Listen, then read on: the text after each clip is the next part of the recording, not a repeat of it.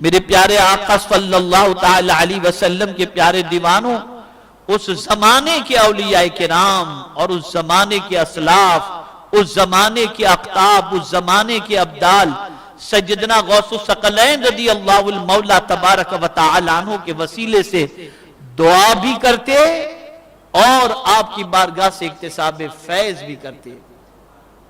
اب آپ دیکھیں سیدنا غوث پاک رضی اللہ تعالی عنہ کو ولایت کا کب علم ہوا کہ وہ ولی ہیں؟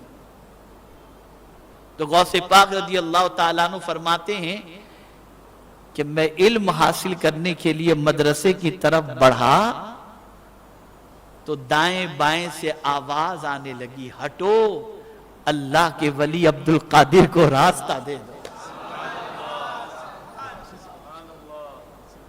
اور فرماتے درست العلم حتی صرت قطبا، میں علم حاصل کرتا رہا یہاں تک کہ اللہ نے مجھے قطبیت کے مقام پر فائز فرما دیا۔ میرے پیارے آقا صلی اللہ تعالی علیہ وسلم کے پیارے دیوانوں، اسی طریقے سے سیدنا غوث پاک کو محی الدین بھی کہتے ہیں، دین کو زندہ کرنے والے۔ اب آپ سوچیں سیدنا غوث پاک رضی اللہ تعالیٰ عنہ کے لفظ محی الدین اور لقب، جو محی الدین لقب ہے، اس کو دنیا تسلیم کرتی ہے، دنیا کہتی ہے کہ آپ محی الدین تھے، دین کو زندہ کرنے والے۔ غوث پاک رضی اللہ تعالیٰ عنہ فرماتے ہیں میں پاپ پیادہ یعنی ننگے پیر جمعہ کی نماز کے بعد جا رہا تھا اور میں نے دیکھا کہ ایک نحیف، ناتواں، کمزور شخص موجود ہے جس نے مجھے دیکھتے ہی کہا کہ مجھے اٹھاؤ۔ میں نے جیسے اس کو پکڑا اور اسے اٹھایا تو وہ ایک دم طاقتور اور توانا ہو گیا۔ میں نے پوچھا تو کون ہے؟ تو اس نے کہا میں دین ہوں، مردہ ہونے جا رہا تھا، تم نے زندہ کر دیا، تم محی الدین ہو۔ اب غوث پاک رضی اللہ تعالیٰ عنہ فرماتے ہیں کہ میں جب وہاں سے پلٹا تو جو کوئی ملتا تھا یا محی الدین یا محی الدین یا محی الدین کہہ رہا تھا۔ یہاں سے یہ بات واضح طور پر سمجھ میں آ گئی کہ اللہ تعالیٰ جس بندے سے محبت فرماتا ہے اس بندے کی محبت کا تذکرہ اور اس کی محبت پہلے زمین والوں پر نہیں، آسمان والوں سے فرماتا ہے فلاں بندے سے میں محبت کرتا ہوں، جبریل تم بھی محبت کرو اور آسمان والوں سے کہہ دو کہ وہ سب اس سے محبت کریں۔ اور جب آسمان والے بھی محبت کرنے لگتے ہیں پھر مولا فرماتا ہے اب زمین والوں سے بھی کہہ دو میں اس سے محبت کرتا ہوں، تم بھی اس سے محبت کرو۔ پھر زمین کے لوگ بھی اللہ کے اس ولی سے محبت کرنے لگ جاتے ہیں، محبت کرنے لگ جاتے ہیں۔ میرے پیارے آقا صلی اللہ تعالی علیہ وسلم کے پیارے دیوانوں، سیدنا غوث الثقلین رضی اللہ تعالی عنہ کی کرامات کا ابواب اگر دیکھے جائیں اور کرامات کے واقعات اگر پڑھے جائیں تو حد سے سوا ہیں، حد سے سوا ہیں۔ لیکن سیدنا غوث پاک رضی اللہ تعالی عنہ کن مراحل سے گزرے ہیں اور یہ مقام اللہ نے ان کو کس طریقے سے عطا فرمایا، جب اسے آپ پڑھیں گے اور سنیں گے تو آپ کی عقل دنگ رہ جائے گی، ایک قدم بھی اس راستے پر چلنے کی طاقت ہمارے اندر آپ کو نظر نہیں آئے گی۔ ایک ماں نے اپنے بچے کو غوث پاک کے پاس چھوڑا، میرے بچے کو علم کی دولت سے مالا مال کیجئے۔ بچہ توانا تھا، ماں چھوڑ کے چلی گئی، غوث پاک نے رکھا۔ کئی سالوں کے بعد ماں آئی تو بچہ ایک دم دبلا پتلا ہو گیا تھا اور بچہ کھا رہا تھا گھاس پتے وغیرہ اور غوث پاک مرغی کھا رہے تھے۔ ماں آئی تو ماں آ کر دیکھی تو بولے عجیب اللہ کی ولی ہیں، خود مرغی کھاتے ہیں، میرے بچے کو گھاس پتے کھلاتے ہیں، اور پھر ساتھ ہی ساتھ یہ بھی سوچنے لگی میرا بچہ کتنا مضبوط اور توانا تھا، کتنا لاغر اور ناتواں اور کمزور ہو گیا۔ آئی غوث پاک کے پاس، میرے بچے کی حالت تو دیکھیں۔ اب غوث پاک کا جواب سنیے، ارشاد فرماتے تو اتنی سی بات پہ گھبرا گئی کہ تیرا بچہ گھاس کھاتا ہے اور کمزور ہو گیا،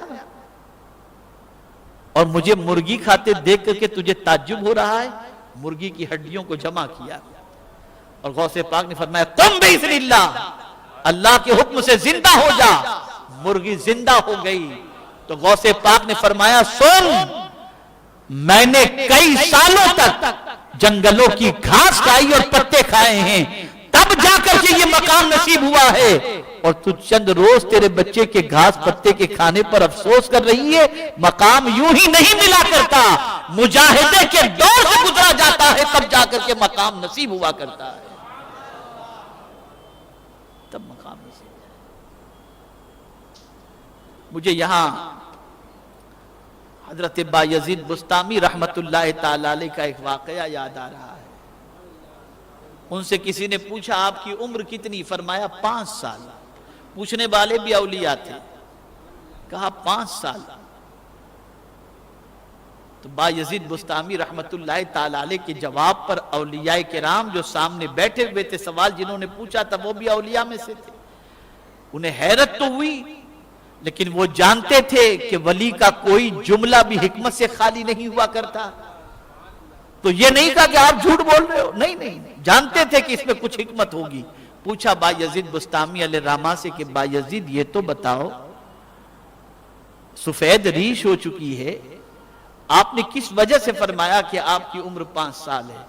ارشاد فرماتے ہیں ایک زمانے تک میں خدا کو تلاش کرتا رہا، لیکن جب خدا کو تلاش کرتا خود کو پاتا، اور 5 سال سے میں دیکھ رہا ہوں کہ میں خود کو تلاش کرنے نکلتا ہوں، ہر جگہ خدا کو پاتا ہوں۔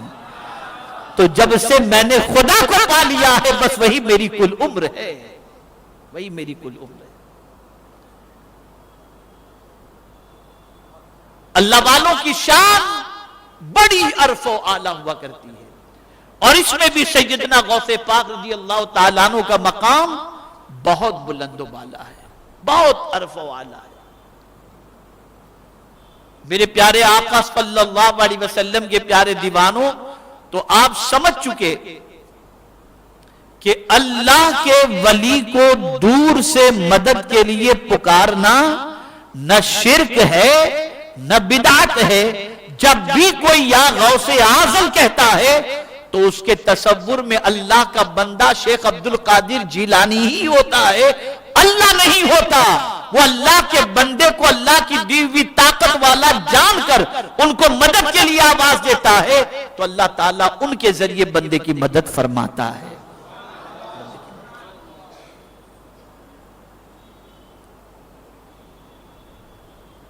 اور پھر آپ دیکھیں قرآن کہتا ہے انما ولیکم اللہ ورسولہ والذین آمنوا، بے شک اللہ، اس کے رسول اور مومنین تمہارے دوست ہیں۔ یہ اللہ فرما رہا ہے۔ کون ہے مومنین؟ الذین یقیمون الصلاۃ ویؤتون الزکاۃ وہم راکعون، جو نماز قائم کرتے ہیں، زکوٰۃ دیتے ہیں اور رکوع کرتے ہیں۔ پھر آگے جو بات فرمائی اسے آج سمجھ لو آپ۔ اگر یہ بات آپ کی سمجھ میں آج آ گئی تو میں سمجھتا ہوں آپ نے بہت کچھ غوث پاک رضی اللہ تعالیٰ عنہ کا فیض حاصل کر لیا۔ قرآن نے کہا وَمَن يَتَوَلَّ اللَّهَ وَرَسُولَهُ وَالَّذِينَ آمَنُوا فَإِنَّ حِزْبَ اللَّهِ هُمُ الْغَالِبُونَ، جو اللہ سے دوستی کرے، اللہ کے رسول سے دوستی کرے اور اللہ کے ولی سے دوستی کرے، بے شک یہ اللہ کا گروہ ہے اور یہی غالب آ کر کے رہے گا۔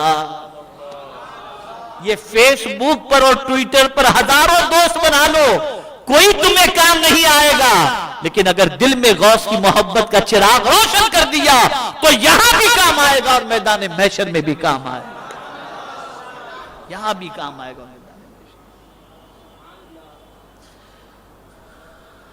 سیدنا غوث الثقلین رضی اللہ المولا تبارک و تعالیٰ عنہ کے حوالے سے امام عشق و محبت کہتے ہیں اس نشانی کے جو سگ ہیں نہیں مارے جاتے، اس نشانی کے جو سگ ہیں نہیں مارے جاتے، हश्र तक कुर्बान जाइए। सिर्फ दुनिया की बात नहीं की, बल्कि बात की हश्र तक की। हश्र तक मेरे गले में रहे पट्टा तेरा, यानी या गौसे पाक आपकी गुलामी का पट्टा हश्र तक रहे।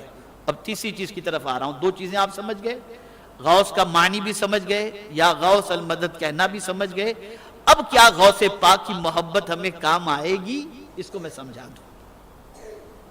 तो आला हजरत कहते हैं इस निशानी के जो सग हैं नहीं मारे जाते, हश्र तक मेरे गले में रहे पट्टा तेरा। अब आइए मैं समझाऊं। कयामत, हश्र तक की बात आला हजरत नहीं, कयामत का मामला क्या होगा? नफ्सा नफ्सी की कैफियत, हर कोई एक दूसरे से भाग रहा होगा। यौम यफिरुल मर्उ मिन अखी, भाई भाई से भाग रहा होगा,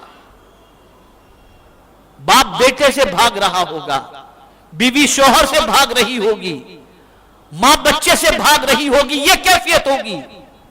कोई किसी के काम कयामत में नहीं आएगा, सब भाग रहे होंगे।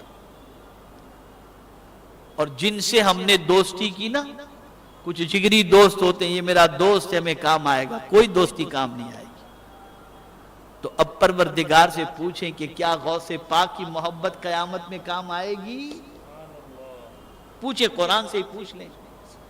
तो कुरान कहता है अल अखिल्लाउ यौमइज़िन बअदुहुम लिबअदिन अदुव इल्लल मुत्तकीन। कयामत में जिगरी दोस्त एक दूसरे के दुश्मन बन जाएंगे। बाज जिगरी दोस्त एक दूसरे के दुश्मन बन जाएंगे, मगर मुत्तकीन यानी जो तकवा वाले हैं, अल्लाह से डरने वाले हैं, अल्लाह के वली हैं, अगर तुम उनसे दोस्ती अगर तुमने कर ली तो ये दोस्ती ऐसी है कि कयामत में तुम्हें काम आएगी। जिगरी दोस्त तो तुम्हारा दुश्मन बन सकता है, अल्लाह का वली कभी तुम्हें छोड़ नहीं सकता। इसीलिए आला हज़रत कहते हैं इस निशानी के जो सग हैं नहीं मारे जाते, हश्र तक मेरे गले में रहे पट्टा तेरा, कि ये गुलामी ये गौस का पट्टा हश्र तक मेरे गले में रहे, हश्र तक मेरे गले में रहे।